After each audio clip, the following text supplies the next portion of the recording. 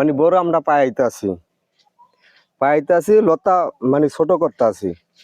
এটা ফিরিয়ে আবার যেকালে বলবো তারপর আবার নামায় দিব। তারপর এগুলা তো এখন পাইতে আছি আবার পান বেড়ান লাগবো, পান ভাঙ্গা লাগবো। এটা আবার পান ভাঙ্গা এটা আবার ঢাকা বাড়াবো, ঢাকার থেকে বিক্রি আইব। তারপর এগুলো আবার বলবো, বললে আবার পোয়ার বাঁধবো। এই যে যেভাবে বাঁধতে আছি এইভাবে আবার বাঁধবো। আর এই যে বর যে বানতাছেন, এই যে আপনারা দিতেছেন, এটা কি জানি বলে তো, পাইতেছি জাউলি জাউলি।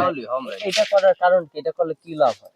এইটা করলে পোয়াটা আমাকে বা খারাপ থাকে, বান্ধি এইটার সাথে পোয়ারটা এই যে না বাঁধতে আছে পোয়ারটা, এই পোয়ারটা বান্ধুম। এইটা আবার বলতে বলতে গেলে চালের এই মাথা তুরি উঠবো, তারপর এইটার আবার নামায় দিব। এটা আমাকে অনেক কর্ম হয়, অনেক লোক আমরা এটা কাজ করতে পারি। এইটা দিয়ে আমরা চলাফেরা করি, এটা দিয়ে আমরা খাই লই, ইয়া করি।